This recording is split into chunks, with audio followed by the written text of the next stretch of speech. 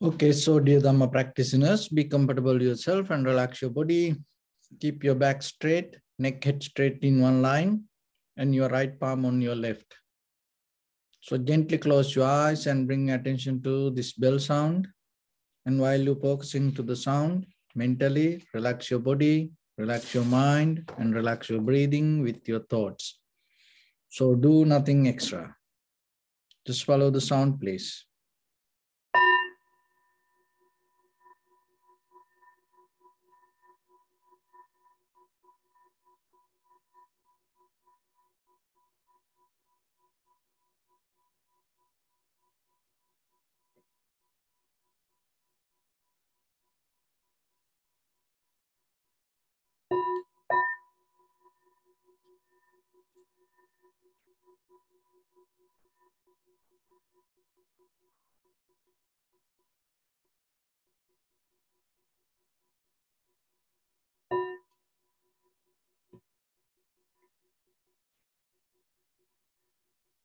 Namo tassa bhagavato arahato samma sambuddhassa. Namo tassa bhagavato arahato samma sambuddhassa. Namo tassa bhagavato arahato samma sambuddhassa. Homage to the Blessed One, the Exalted One, the fully Enlightened One. So, dear Dhamma practitioners, in these ongoing meditation sessions, we mainly try to bring some basic principles for yourself to develop a very clear, good spiritual path. So, when it comes to informations, there are many kind of divisions, there are many schools, there are many faculties in Buddhism explain the theories in many different ways. But that all information related to one thing, that is self-realization. So when it comes to that, it is your responsibility, whatever the information you gather, collect, you have to use it properly and you have to use it profitable way to gain the right purpose, that is self-realization. Another thing is the very link take us to self-realization is understanding nature of reality. It is just not separate or self-realization. So you're not going to forget other things. So then when it comes to two things, the main purpose is self-realization. And then other thing is how you can go into it, recognizing the nature of reality. So getting to this bottom line, we have to use our mind. So that method we call meditation. But before we go into meditation, we have to remember this life depends on fundamental human ethics, and this life go with a lot of other necessary circumstances with our environment, and we dealing with the material world, and we deal with other people. And then when it comes to that, the very baseline we have to develop. Even though our main purpose is recognize the self-realization, first we have to come to human ethics. So when it comes to human ethics, it's all based with the discipline. So without being disciplined yourself, without developing very clear, undisturbed lifestyle, without having proper structure inside you, physically, materially, physically, mentally, verbally, remember, you can't reach to that, the deeper, higher purpose. But most of time, when it comes to us, meditation, then you neglect other everything. This game you can't play just by practicing meditation. You can get into certain things, but you can't go to the bottom level. So then you have to start with this being disciplined. And following the ethics, that when it comes to ethics, sometimes people think the ethics belong to Western. Because that the words ethic most of time followed by the Western philosophers. But before that, these Western philosophers introduced the ethics to this world. And before the Western world start to talk about the human rights, the Buddha already 2,600 years ago mentioned to the world, it's not just only the human rights regarding this all living beings. And not only that, this whole environment.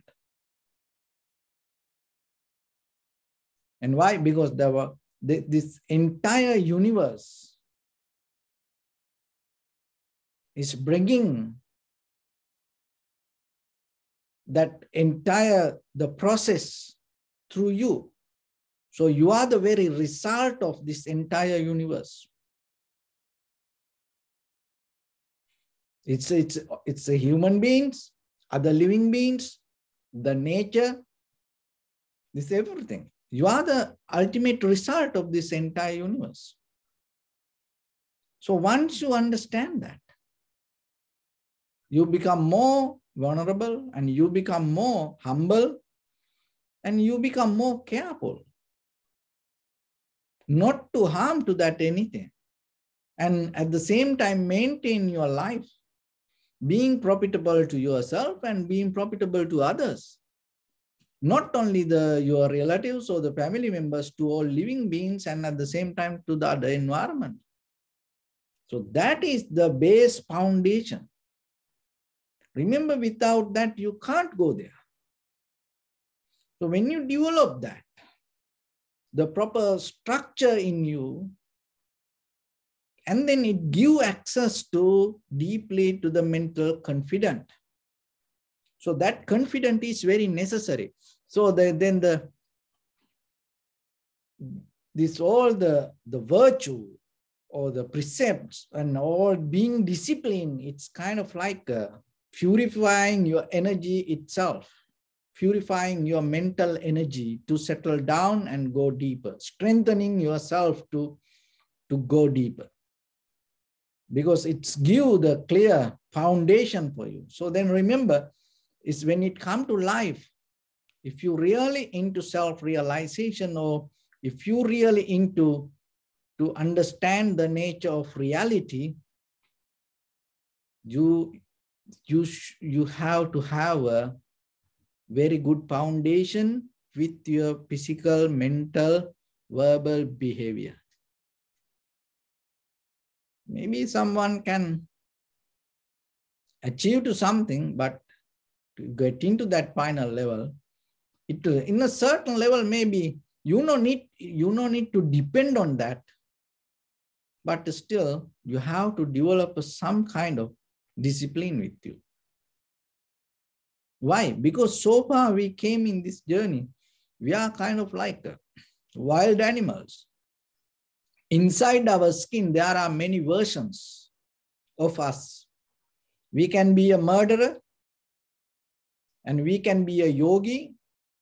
Inside this skin, we can be a monk, and then the very next day, we can be a very thief.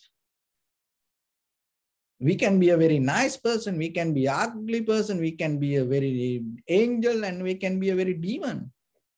There we have kind of like it's kind of like a multivitamin capsule, this all the characters inside us. So we came through this whole journey and go through that and accumulating certain kind of nature around us. It's in our blueprint. So then when you want to get into a higher level, what happens? That deeper the characters that hold it to your blueprint as memories. And sometimes it's kind of like the roots that we have, which we call the sanskar or the mental formations. The history itself, we build up ourselves, start to come against us. Not the world. So then recognizing that, because you can't go against it, you can't fight with it. There is a different way of fighting. When it comes to fight, the way we understand is totally different. We think fighting, building up arms and weapons and go and kill. That's what the fight we understand. But there are different way of fighting. So that's what teach by meditation. Why? Because when it comes to the Buddha, before he attained to the Buddhahood, look at his lifestyle. He was a prince. And he was ready to become the king. He was a warrior. He was a general. And he was a very good fighter with this outside world. And he knew how to fight with the world. But still what happened, rather than going to that fight, because that fight has a history. When it comes to our whole human history, this conquering the land, overtaking people's lives, countries, colonizing physically, mentally, spiritually, it's the history. So we all go through that, and we also knowingly or unknowingly sometimes try to do it. That's how the world, it doesn't matter whatever the lessons we gain, it never going to let go that nature. We always come back to it. And as you see that nowadays that the people more talking about the Russia and Ukraine situation, and they're ready to go into that or whatever. So whatever the political reasons, but still people don't understand more than any other times. The arms and the weapons the people build, it's so strong and powerful. And even it doesn't listen to human mind once it released from the whatever the machine. It will destroy whatever.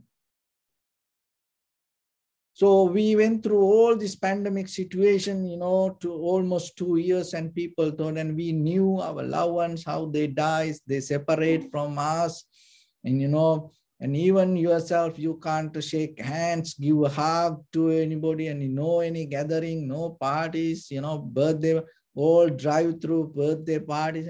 People went through that all, and then some part of people thought, people learned the lesson. And some thought, it is it is punishment for the people behavior. And then some people thought, it's a good opportunity for us to now recognize the reality. So we used to talk about in the beginning of this all. But look, now it's, now this start to settle down. Look how the humans start to, accelerate and start to go in which way. People never going to learn lessons like that way. That's why we have to practice ourselves. People not going to just learn lessons, whatever happened to their life. They need some kind of right view to get into the path. Otherwise, they will never will understand it. It's going to go back to the same circle. That's what happens. So then don't hope, to the outside world, oh, it will be better because of this situation or that situation. And don't hope that, oh, because of the global environment, people start to think about the nature. It's not going to happen. They become more greedy, and believing, oh, I am the one, need to have this soul. So that is where we coming from. We have a history like that. It is not only this. If you look into generations to generations, eons backward, if you look, that's the very nature of human life. So that's why we also have that blueprint inside us, like a capsule. So time to time, we also have different characters in us. So becoming disciplined, develop a very good structure for you to settle down yourself, rather than empowering, igniting that all the deeper, these animal behaviors. It's nothing wrong with that, but still, this is rather than wrong or right, you have to come to a point to understand, is it profitable or not? So this is when it comes to the Buddha's point of view, that all unprofitable for us. That is the point we have to come. So then we have to understand what is the profitable way of developing a structure for us. And for that, you have to be disciplined. Otherwise, oh, I don't do this, oh, I don't do that. It doesn't work. You have to come to a point to understand what is profitable for you. So then you have to go towards that. When you start to go towards that way, what will happen? You have to let go some other things for your own good. That is where this structure, being disciplined, is important. So why? Because when it go to self-realization, we have to understand this all happens. All the unprofitable things came to us because of ignorance. So when it comes to the very simple thing, ignorance, not knowing the right reasons. And then, but if you go deeper a little bit, there is something else. More than that, the intellectual understanding, more than this collective informations. The ignorance itself means that believing there is a self. That believing there is a self, how become ignorance? So then they come to that.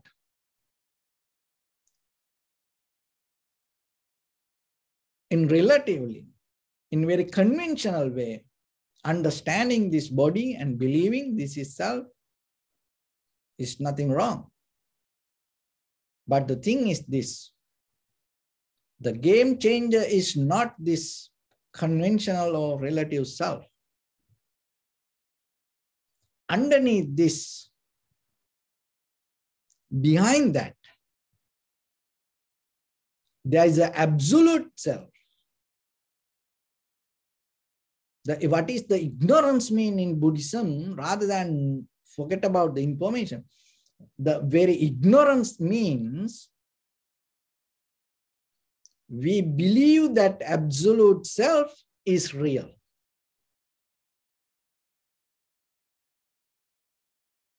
Once you come to that, you always, your relatively this truth or your conventional truth come as a result of that absolute permanent self. So that is the danger. So once it comes to that, this is the mistake happens then after that. It's a kind of like a big bang. So once you believe, oh, I am real, I am permanent, I am absolute truth, I exist, that understanding or that believing start to bring a view to recognize that whoever in front of you, you start to see that person also as permanent. So be very clear. We're going to untangle this. You can do it.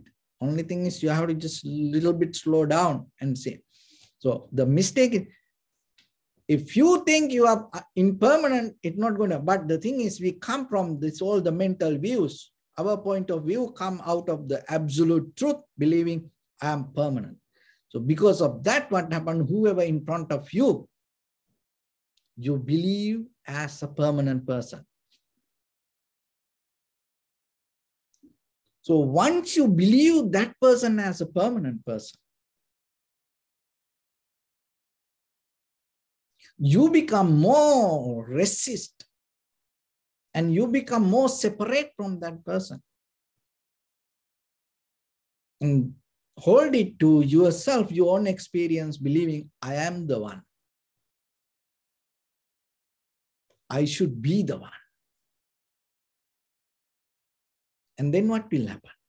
You believe the same like that? How about other people also start to believe I am the one? Just imagine 100 people around you.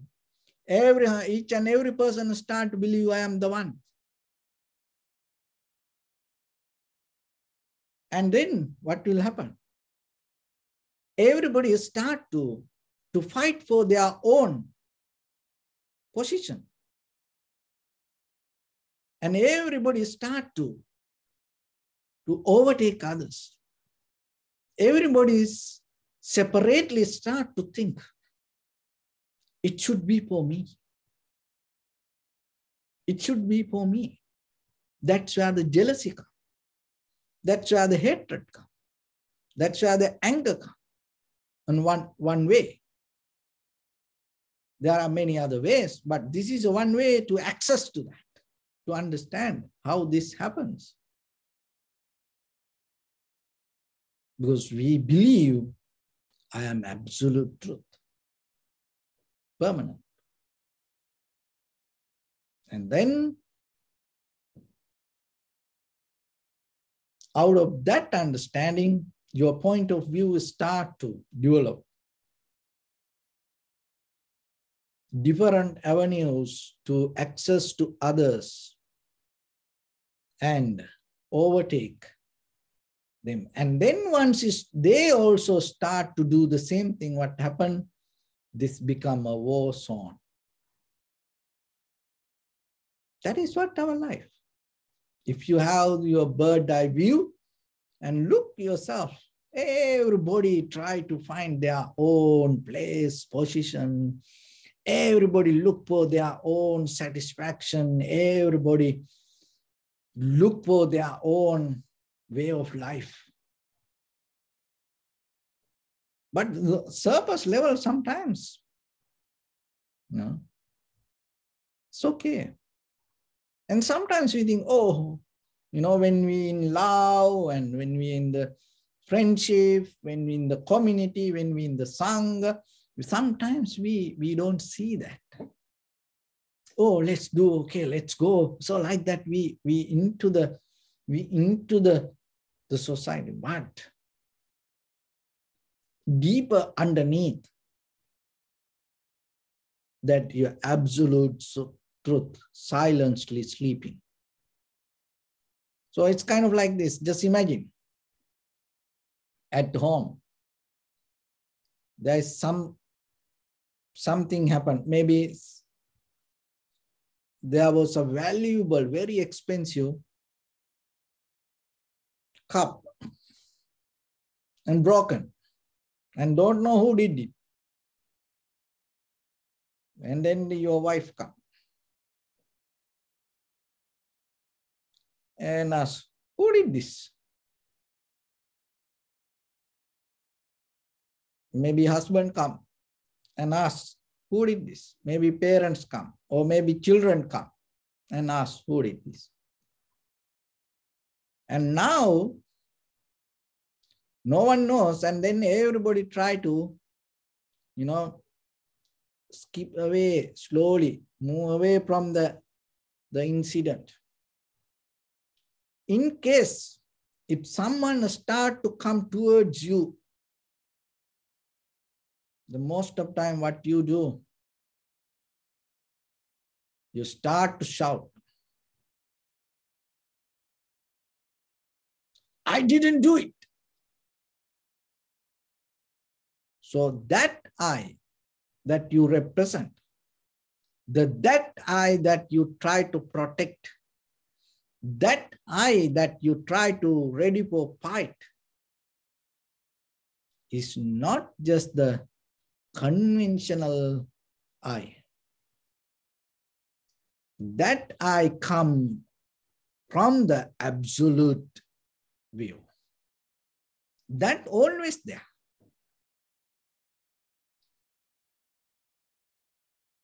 So that I, believing there is that kind of I, is the real mistake.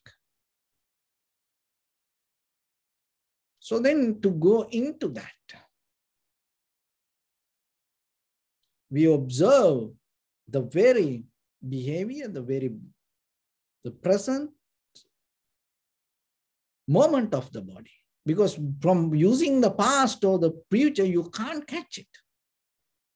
Another thing is we use the most important part of this life, that is breathing. So then you go into observe the inhalation, exhalation, and then start to observe the moment by moment, and how these inhalations happen. And so we know things, we know ourselves, but the thing is we know it wrongly. So now we're going to clear it. Once you start to observe rather than go with the thoughts or the ideas, and you settle down and start to go with the experience, little by little, you start to release this deeper, hard wiring, believing views.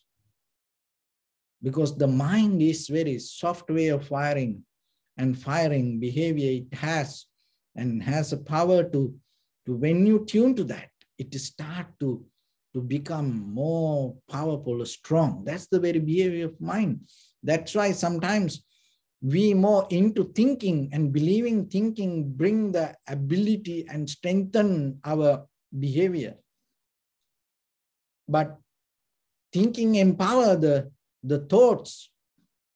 We go more a little bit deeper and we empower the awareness, because that is the key, that is the king of our life, your awareness. So once you start to strengthen the awareness rather than caught up on thoughts, and then you go to the bottom line, and that will bring the clarity to you, clarity for yourself to understand it. This everything happened as a result of cause and effect. This is your very insight. So then it also kind of like a war. So the Prince Siddhartha was a warrior, general, and ready to become the king, and he know how to fight. And that was a kind of like a way that people used to keep doing. Generations to generations, still they build up many arms, weapons, and many kind of nuclear bombs and satellites, and get many help out of this material world and try to conquer over time. But now this is a more different way, but still it also a war. So for that, you have to use this everything around you, that whatever the things that related to your awareness as tools. And vigorously, thoroughly, deeply, urgently. It's kind of like you can't neglect it. So you can't say, oh, I'll do it tomorrow. It's also exactly like a war, but it is more internal. And it is not to overtake something. That is very careful. Remember, don't try to overtake your anger, jealousy, hatred. You can't, because that is who you are.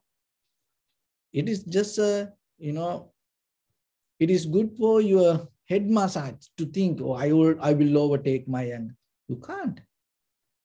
But now you more understand more gentle way of access to inside and recognizing the reasons.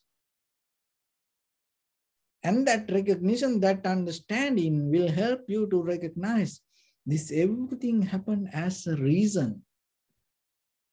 And we just experience on the surface level of reactions and result. But if you are capable to see the reasons, that the result or the reactions not going to become that much powerful or valid. So then you slowly get out of, go with the reactions or the result. Now you into reasons. And that give a clear understanding from where this come. And it's come as believing this, the I am. This is me. But now you go little by little deeper and understanding. It is come as a result of patterns. It come as a result of memory. It come as a result of whatever we have done in the past. That's it. And then other thing is, it's depend on the necessary environment in the moment. And once you recognize that, you become more clear and anymore not going to validate that deep absolute self. Then you recognize. And once you recognize there is no absolute self, it is just a collective memory. It's a collective behavior. And then as a result of that, this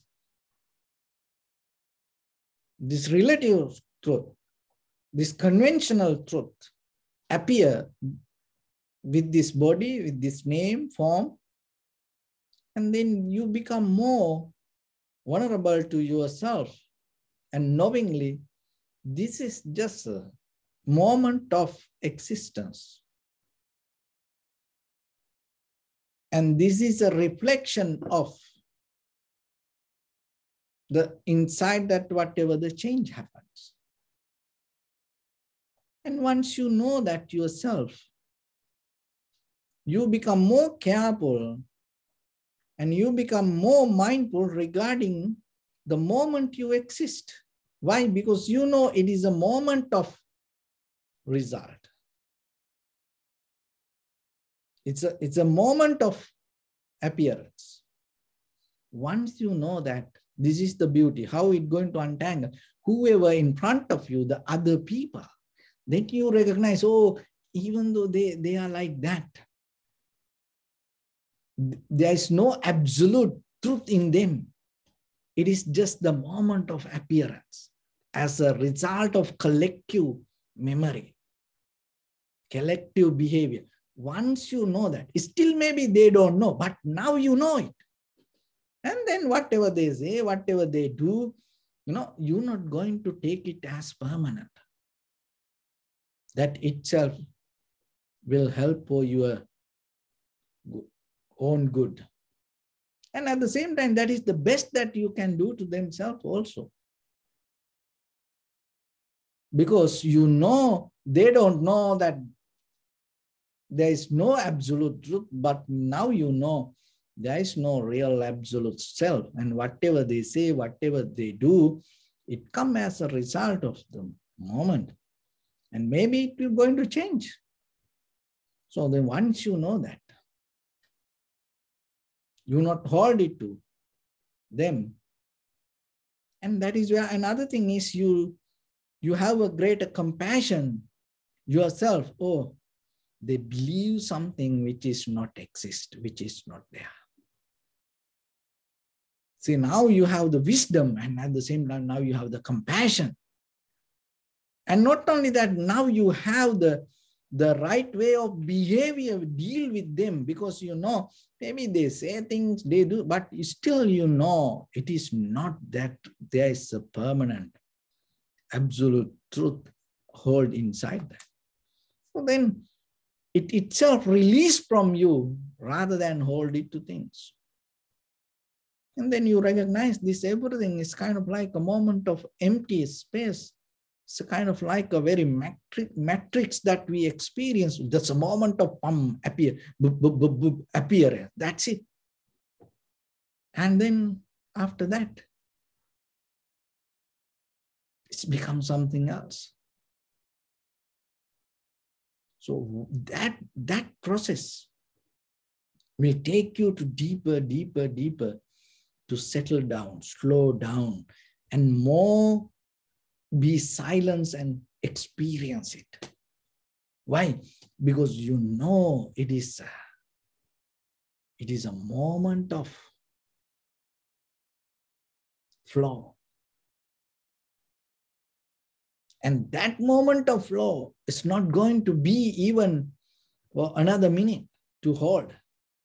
So it's kind of like a river, just flow.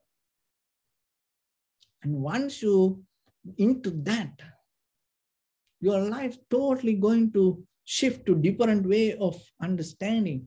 And then your point of view going to become more different. And that once you really 100% tune to that, that is the liberation that you gain. That is the transformation that you look for. That is the deeper, the very final result of self-realization. That is the ultimate point to understand the nature of reality. Once you have that, you come to the finish line. So with that, let's get into practice a little bit. So your right palm on your left and neck head straight in one line, and be comfortable with your posture.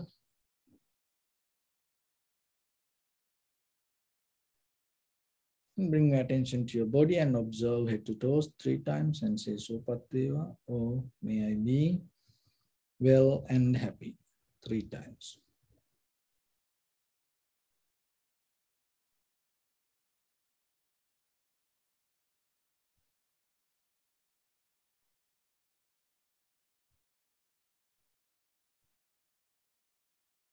Take a moment and think. We gathered here in this moment to practice this ancient meditation technique. All the Buddhas, all the enlightened masters followed this path and achieved wisdom. So we also gathered here to accumulate that knowledge. In this moment with this sitting, may my body become more comfortable. May my breath be more smooth. May no difficulties come to me. May all the success come to me.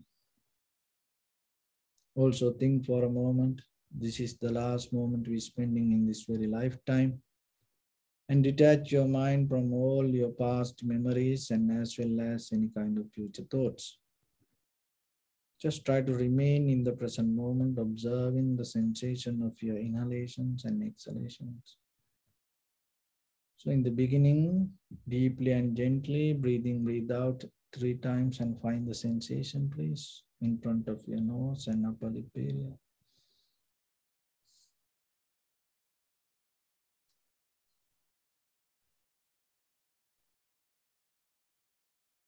And allow your inhalations, exhalations happen itself. When it happens, recognize it through the sensation, do nothing extra.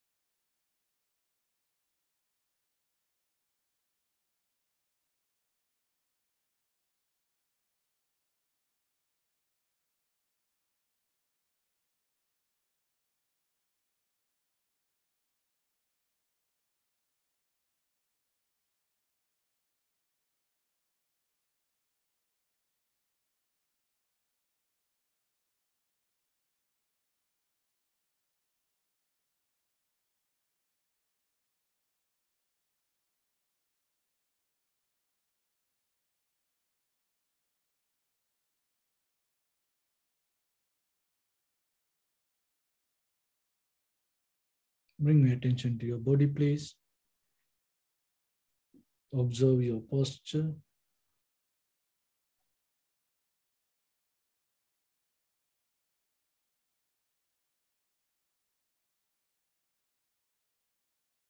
We cultivate loving kindness and compassion in our heart and radiate it as a light through entire your compound, village, city, state, country, world, around this universe. Also as far as you can through galaxies, other planets, stars. Reminding yourself like this. With clear intention, mentally repeat after me. May all living beings in this universe be well and happy.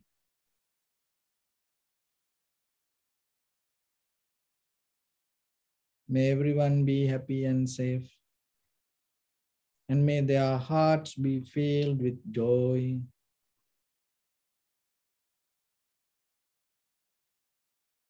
May all living beings live in security and in peace. Beings who are frail or strong, tall or short, big or small,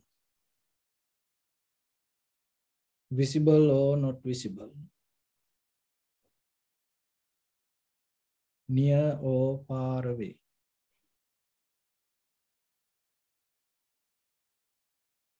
Already born or yet to be born.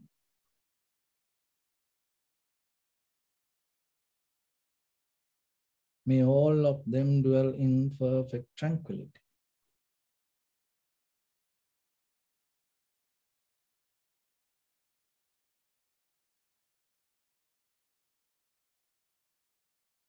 Let no one do harm to anyone. Let no one put the life of anyone in danger. Let no one out of anger or ill will wish anyone any harm.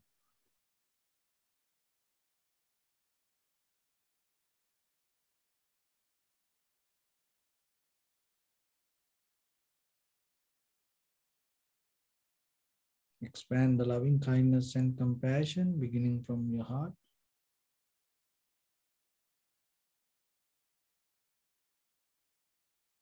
Forward.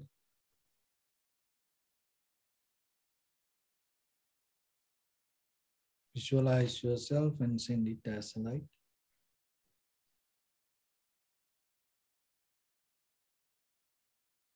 To your backside.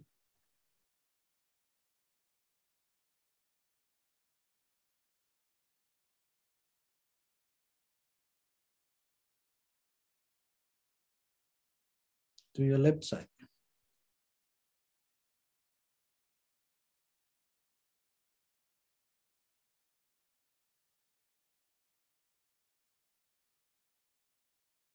And to your right side.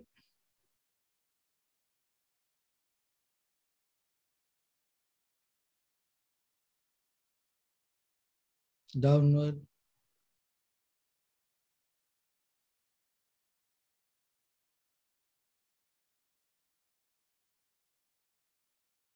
And upward.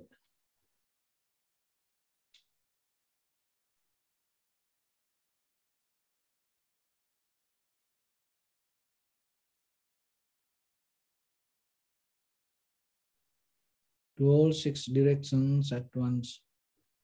Like the moon, the sun, spread the light, spread the energy without any condition, without any limitation, without any resistance or without any judgment.